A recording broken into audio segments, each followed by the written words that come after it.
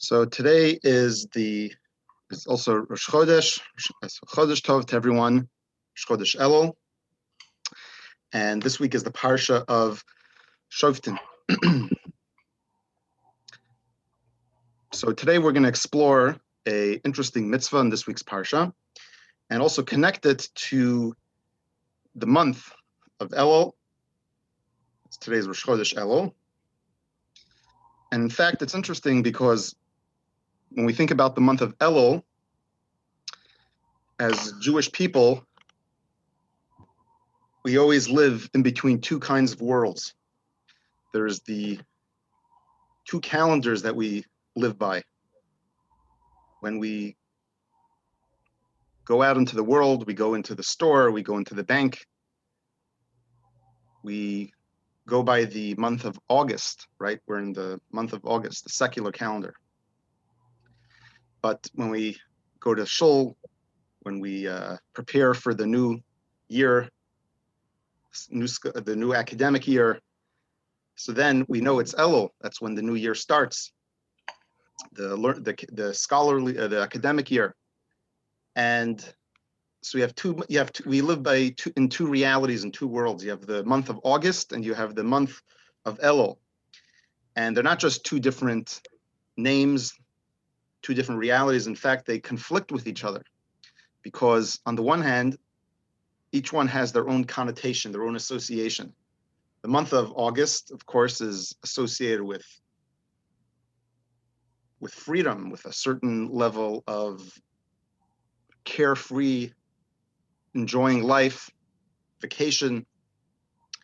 And Elul has the connotation of something that's very serious. It's a time to begin auditing our past year and begin the tshuva and forgiveness and all of that. So it has a whole different ring, it has a whole different connotation to it. And the truth is, when we analyze the calendar and the names of the month, of the Hebrew month, we'll find that the truth is there shouldn't be really any difference between the names of Elul and August and July and so on, because we know that in the Torah, the names of the months are not mentioned. When you look in the Torah and when it references a month, there is no name to the month. Rather, it references it by a number. How many months starting from the month of Nisan? Nisan is the first month of the year. Iyar is the second month, and so on. So if it wants to talk about the month of Iyar, it will just say this in the Chodesh Hasheni, in the second month. It won't say Iyar. And similarly, even days of the weeks, there is no Sunday or Monday or Tuesday mentioned in the Torah, right? In the Jewish calendar, there's Echad b'Shabbos, Sheni b'Shabbos. The first to Shabbos is Sunday would be the first day from Shabbos, and Monday would be the second day from Shabbos, and so on. The Ramban Nachmanides says that things were set up this way because we know that our whole lives we revolve around two fundamental, foundational principles. There is the Shabbos, and then there's the Yetzias Mitzrayim, the remembering the Exodus, and therefore the Torah says, Zachar Yom Shabbos Lakadsha, we should always remember the day of Shabbos and glorify it and sanctify it. Therefore, a whole week, when it's Sunday, it's not Sunday, it's the first day counting from Shabbos. Monday, we're always in our consciousness, we are remembering Shabbos and we are talking about Shabbos. And similarly, when it comes to counting the months of the year, we count from Nisan because Nisan was the month of our liberation from Mitzrayim. So therefore, we're always remembering the Yetzias Mitzrayim, that this is the first month, the Nisan is the first month, Iyar is the second month from Nisan, and Sivan the third month, and so on. Always our reference point is the Exodus from Mitzrayim. So the truth is, where we find where do the names of the months, where do they first appear? Our tradition tells us that after the first temple was destroyed and the Jewish people were exiled to Bavel. So there they learned about the names of the month from the Babylonians. So therefore, the month Elul or Tishrei are actually in the Babylonian Aramaic tongue language. So if you look in the Tanakh, the first time you'll read about the names of the months of the Jewish calendar will be in the later prophets. You won't find it in the earlier prophets who were in the earlier time when the Jewish people were still in Eretz Yisrael. You'll start finding them in the later prophets when they are already in Galus. So most famously, which many are familiar, is Megillas Esther, which of course took place at towards the end of the first of the first exile in Bavel, and there we find it says that Esther was taken to Achashverosh b'chodesh Asiri u'chodesh Tevis, so it mentions the name Tevis. Haman makes a hipil pur hu a he makes this goyrol, and it turns out in the chodesh Shnei Masar chodesh Adar, the 12th month of the year, counting from Nisan, which is the month of Adar. So we find the various months, the month of Tevis, we find the month of Nisan and Iyar are in the Megillas Esther. We find in Yecheskel, he talks about the 10th month of the year, which he's counting from Tishrei, and that is the month of Tammuz. And what is Tammuz? It's the name of an avodah zarah. It's the name of an idol worship. There's a verse over there that says, "V'hinei sham hanashim yoshvos mavakos haTammuz," that the women are there. The context of there is Tammuz, an idol. So this is a fascinating thing that we talk about the months of the year, and here we talk about Elul and Tishrei. These are very, very profound. It evokes within us, when we think about Elul, when we think about Tishrei, it evokes within us a sense of holiness, a sense of sublime spirituality, a connection, intimacy with Hashem. These are like these are the high holidays, we call them, right? But if so, what is the difference really between saying Tammuz, which is an avodah zarah, or July, which of course July is a name that comes from Julius Caesar, right? Or who was born in this time, or whether we say the month of Elul, which Elul is the Babylonian word for the time of the harvest, which is the end of the month, and there's a harvest. These are all secular ideas. So you'll say Elul, or you'll say August, which comes from Augustus, right? The Caesar. So what is the uniqueness? What is the holiness that is imbued within these months? And the Rebbe explains that the idea, that the Midrash tells us that they took the names from Bavel, they only took the actual name, but the significance, the depth, and the meaning of each month was something that they endowed within it, a whole new perspective, a whole new reality. So when they said the word Elul, right? When we say the word Elul, it didn't mean just Elul like just a harvest, or the month of Nisan. There's something very, very deep. So for example, when we talk about Nisan, what do we know about Nisan? In the Hebrew word Nisan, we see the word Nes. And there's two nuns, so it's Nisei Nisim. It's a double measure of miracles, because this became the Chodesh of Geula, became the month of redemption. Physically, the Jewish people were liberated from Mitzrayim, and also spiritually, it's a time that emotionally we are able to free ourselves from the constraints and the impositions of this world. So it became a month of liberation. So there's a whole new depth to here. Or if we take the month of Sivan, and for us, the word Sivan has in it the word Sinai, which is the Matan Torah, or the month of Tammuz, which initially was a Babylonian avodah zarah, but for us, there's a different context and a different significance of avodah zarah, and that was the Chet HaEgel, which took place in this month on the Shivasa B'Tammuz, on the 17th of Tammuz. So therefore, each month, indeed, by the rabbis and the sages, was endowed with a whole new perspective and a whole new reality. So therefore, when we come to the month of Elul, clearly there must be some spiritual significance to this month. And that's where we're going to see this interface between the month of Elul and this week's parsha in Shoftim, which is one of the perspectives and one of the aspects of the month of Elul. So, of course, we know the month of Elul. In our tradition, there are various allusions and embodiments within this month that convey very deep spiritual realities. We know famously Elul is a Rosh Tevis of Ani Ladodi V'Dodi Li, right? The famous verse in Shir Hashirim. Today we're going to talk about another Rosh Tevis, which reveals the fact that Elul has a Rosh Tevis. It means that the fact that this word is an acronym for other words means it contains that spiritual depth. So this is a remez, this is a Rosh Tevis that's brought in the Pri Etz Chaim in Kabbalah from the Arizal. And we have the word Elul, Aleph, Lamed, Vav, Lamed. So he brings a verse in the Parsha of Mishpatim, which is like this: Ina liyado, v'samti lecha.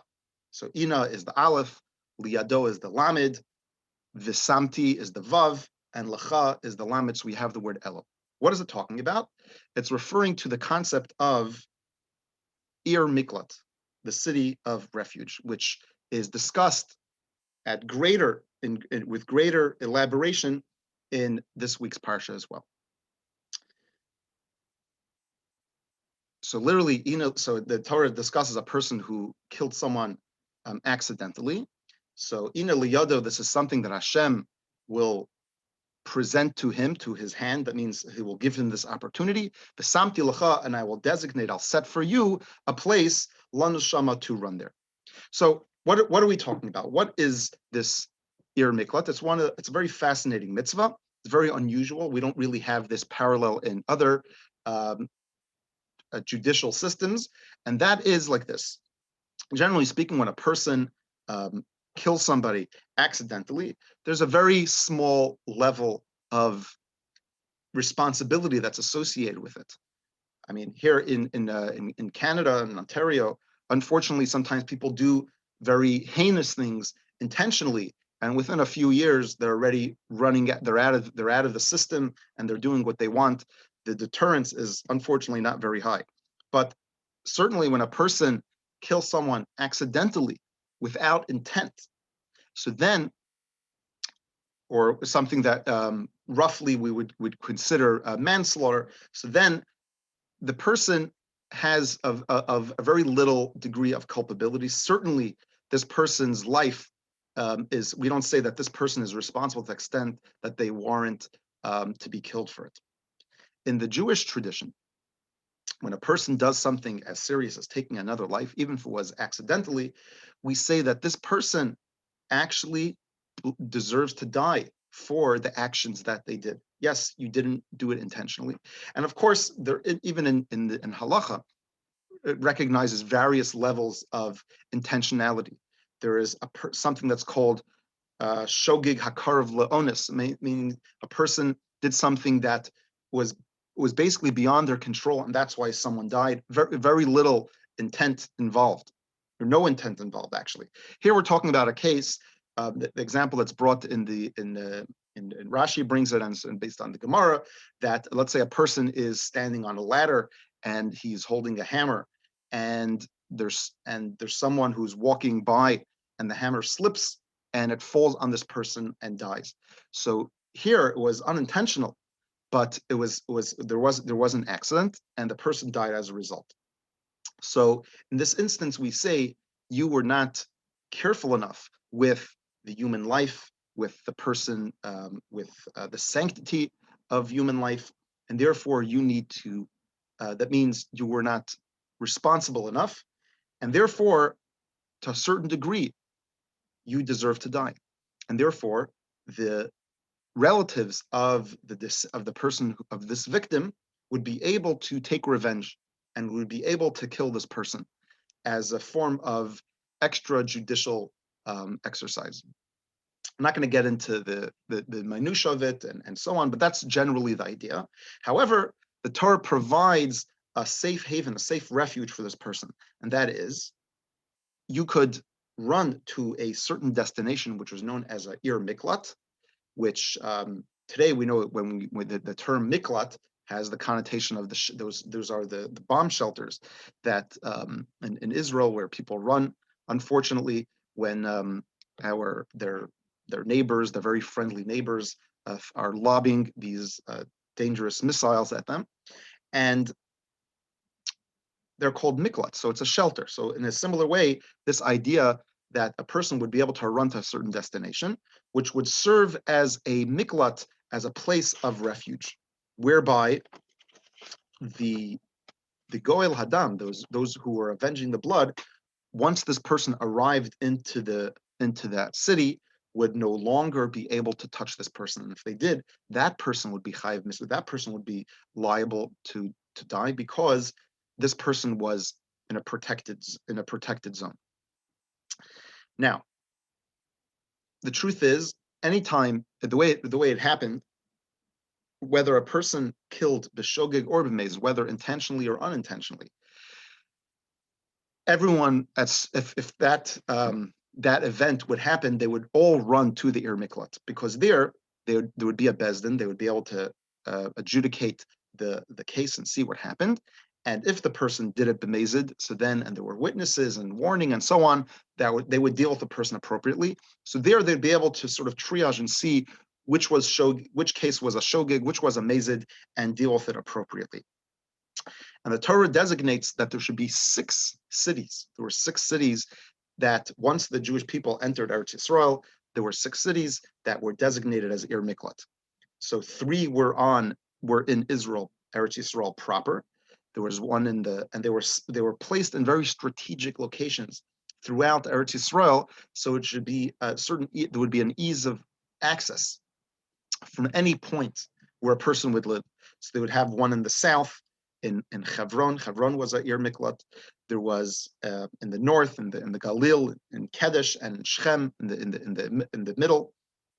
And there would be another 3 Ir Miklats on the east bank, on the Aver Hayarden and Transjordan, which were approximately the equivalent latitudes parallel to the Ari Miklat on the west side, in Israel proper, on the east bank as well. So you would have 3 and 3. It's brought down that unfortunately even though there was a smaller population there, proportionally there was a greater degree of death, of killings over there, and therefore they needed 3 for those 2.5 tribes that were living there. And the Torah, expanding on the halacha, it's brought down this idea, and in Gemara and in the Rambam, it elaborates that this idea of that should be very easy to access. They would have very, very wide roads that were paved. So a regular road, which was 16 amos, the roads that which am is about 1.5 feet. So the roads that led to an Ir Miklat were double the size. They were 32 amos. So it'd be very, very easy to travel and pass and arrive. If there were valleys or mountains, the roads were flattened and they were smooth to be able to travel on. And there would be big signs whenever there was an intersection, a crossroads. There would be clear signs that would be marked and say, Ir Miklat is this way. And in fact, once a year, around approximately in the month of Adar, they would check and inspect the roads to ensure that they were smooth and safe. Now, in addition to these 6 Ari Miklat, there were also 48 cities that belonged to the Levium. That the Torah says that since they didn't own, they dedicated lives to serve Hashem, they didn't own property. There were 48 cities that were designated as Ari Levium that belonged to them, that they too would serve as a shelter for a person who was seeking refuge. However, there was a few distinctions. One of them, for example, is that at Ir Miklat, if a person happened to run there, not intentionally, they just ran there, they didn't know where they were, whether the person intended to run there or not, it would shelter them. Right? One of the Levium cities, the person had to have the specific intent to go. Another difference is that a person who went to one of the 6 Ari Miklat stayed there rent-free. If you went to one of the 48 cities, you actually had to pay rent. In any case, the person would stay there for a duration of time and needed to stay there until the Kohen Gadol, the presiding Kohen Gadol, passed away. There are several reasons are given to this. The Rambam in Moreh Nevuchim, for example, says that when the Kohen Gadol would die, the whole nation would mourn, and therefore this would serve as a distraction. And people, including those who wanted to avenge the death, they would be distracted by the mourning. There's also, it's brought down that there's another reason that's given, that this was actually a punishment for the Kohen Gadol, because the Kohen Gadol should have prayed and davened on behalf of all the Jewish nation that such a calamity should not transpire. And finally, another reason that's brought it, that the Kohen Gadol, through his service and his prayers, he would cause that the Shekhinah should rest amongst the Jewish people. And through his services and worship, he would lengthen life, right? The Shekhinah was amongst the Jewish people and cause longevity. The Rotseach, this murder, this killer, actually causes to drive away, to expel the Shekhinah, and caused the shortening of life. And therefore, it is not appropriate that this person should outlast and should be able to leave before the Kohen Gadol finishes his service. In any case, it's brought down that if this person dies before the Kohen Gadol, this person would be buried in the Ir Miklat. That's where they would stay. Now, some of you may know there's a tradition that's brought that the mother of the Kohen Gadol would bring food and other things to the people who were living in the Ir Miklat, who needed to stay there as for refuge purposes. And the reason is brought because if you're sitting in the Ir Miklat, you're not with your family, you're far away from everything, you want to leave. And you can't, because you know the Kohen Gadol's still alive. So the mothers were afraid that these people would pray with daven that the Kohen Gadol should pass. Therefore, the mothers would try to appease them and try to gain favor by bringing them all sorts of goodies. Now, when the person would go to Ir Miklat, the Torah says we have to provide everything for them. You have to provide them not just with the physical comfort and safe and shelter, but also their spiritual well-being.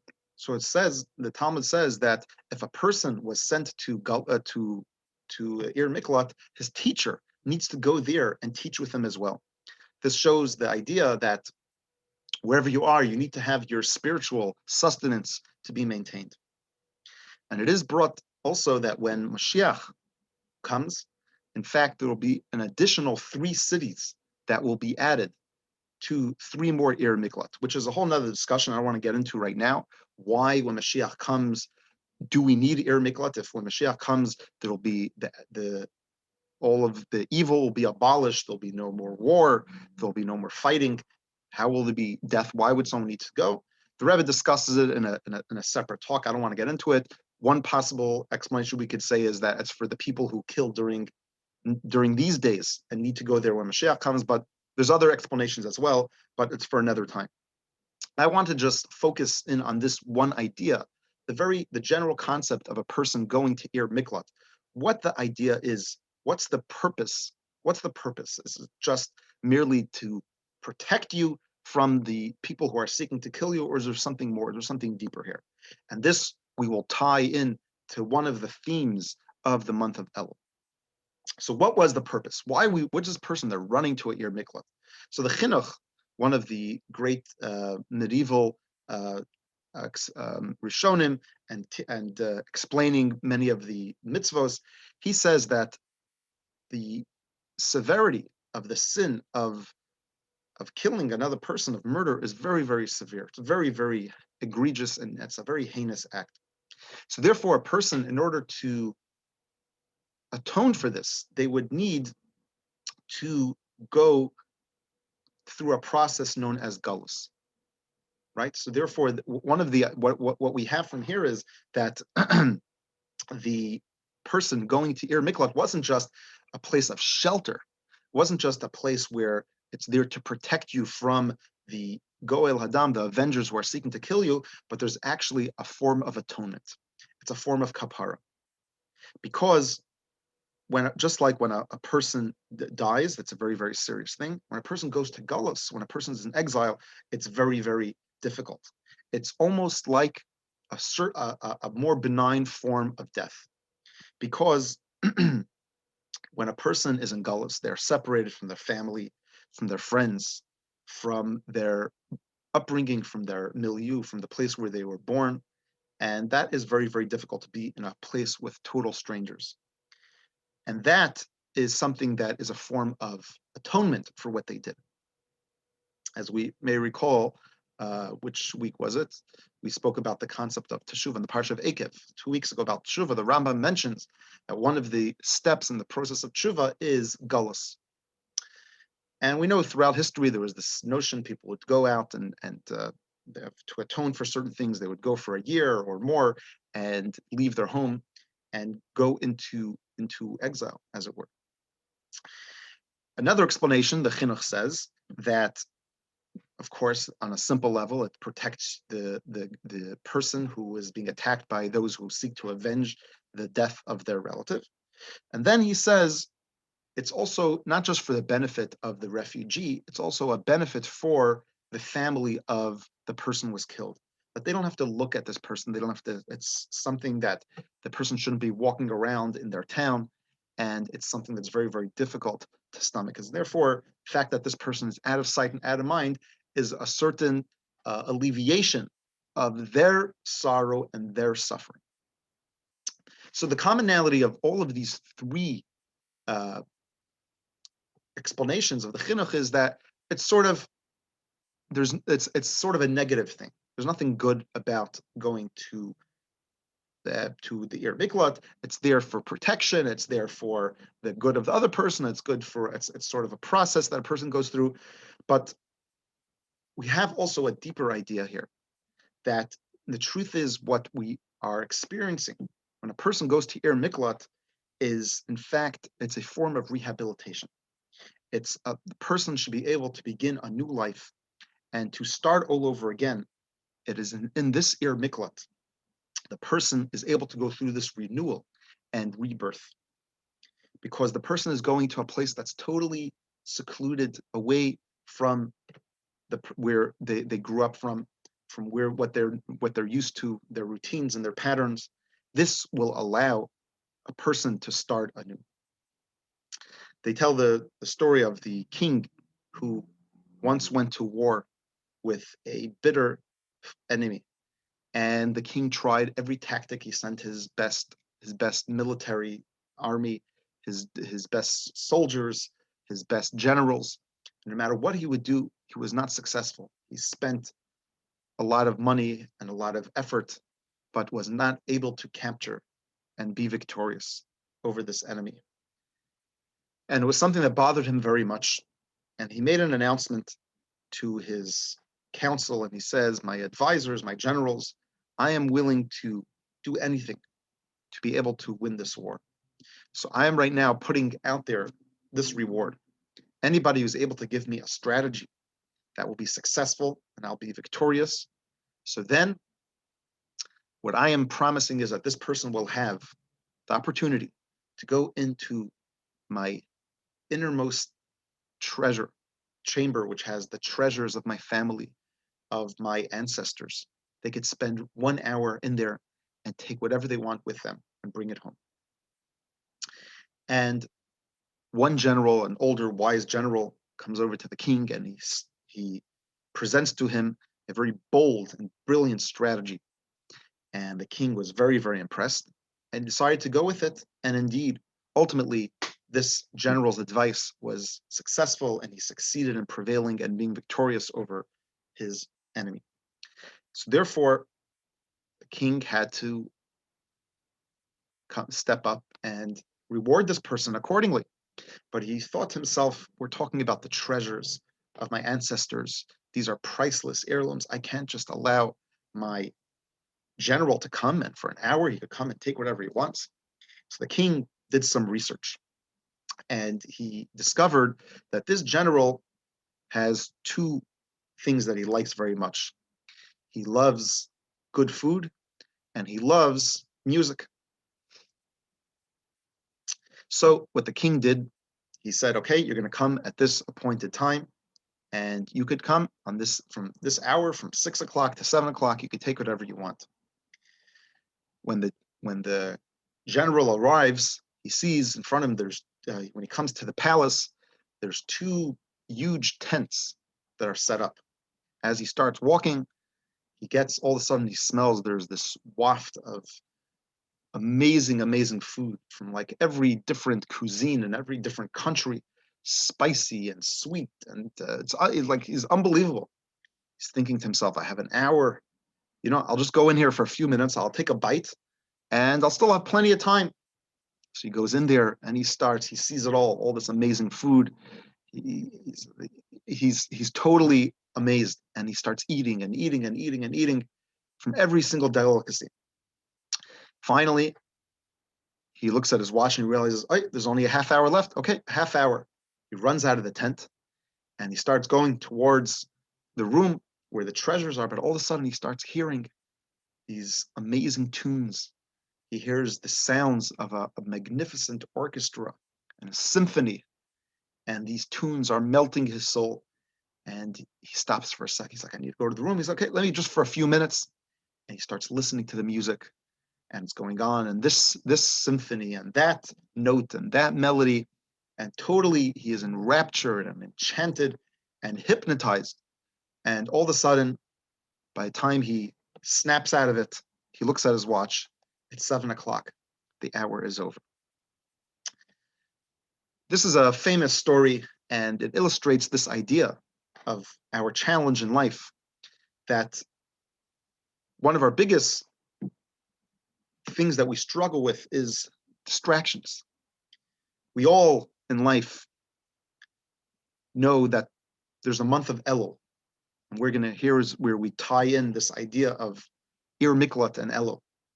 Throughout the year, we have our routines, we have our patterns, our schedules, and Elul time comes around and we know that there's something we need to really do different. We have to do teshuvah, we have to change.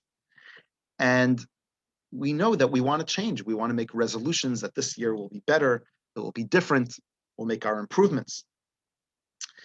And we say we're going to be a better person, we're going to be a better husband, a better wife, a better son, a better daughter, better father, better mother, whatever it may be.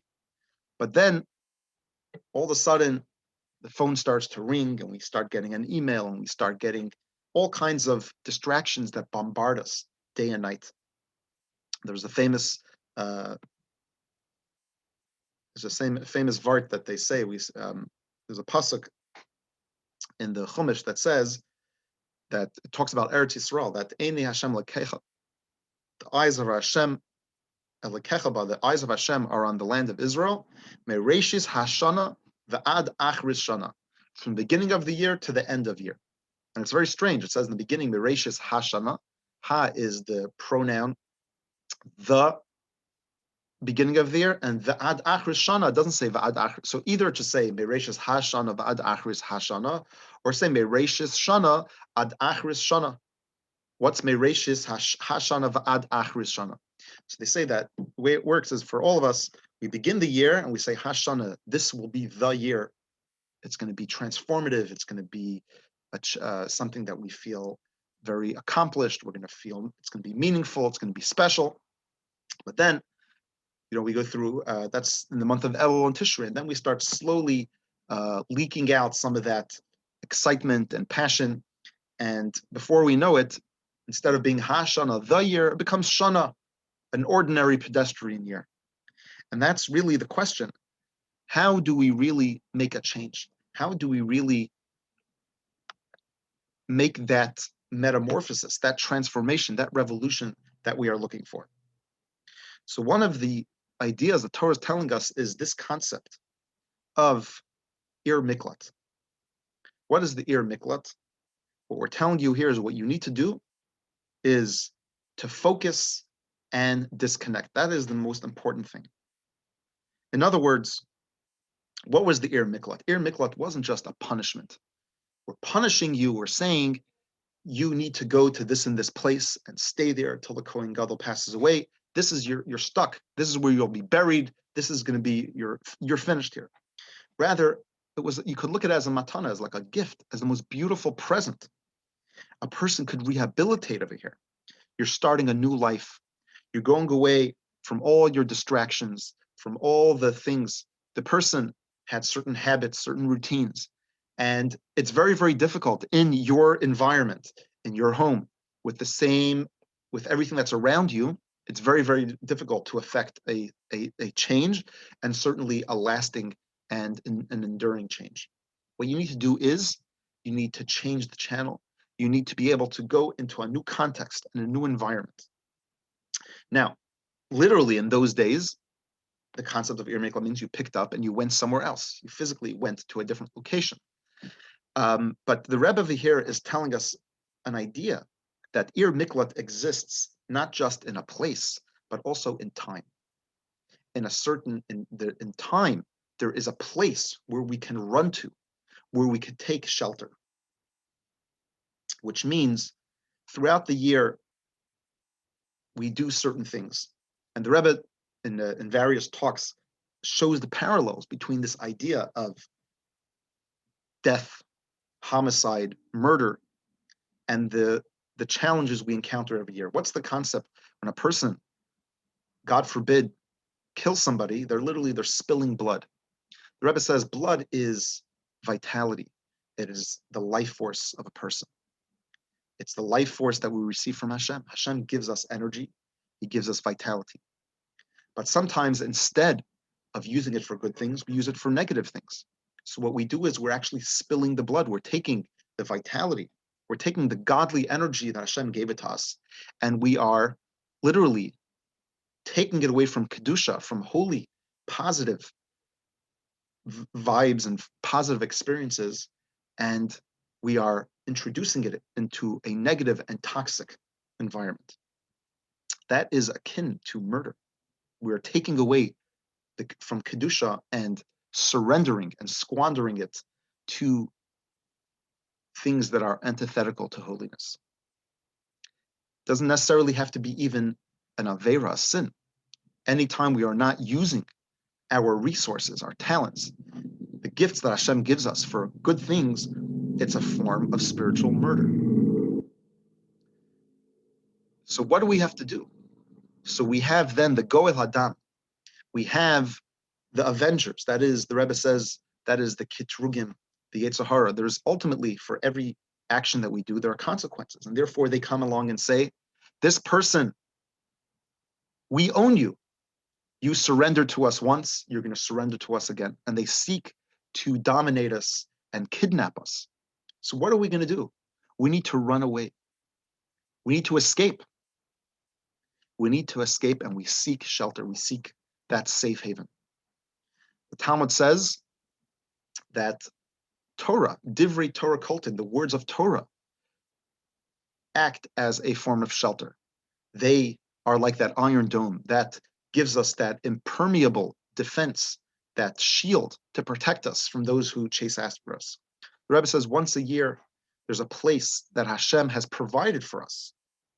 Elul, ina liyado v'samti lecha. Hashem has provided and designated a space where we can run to.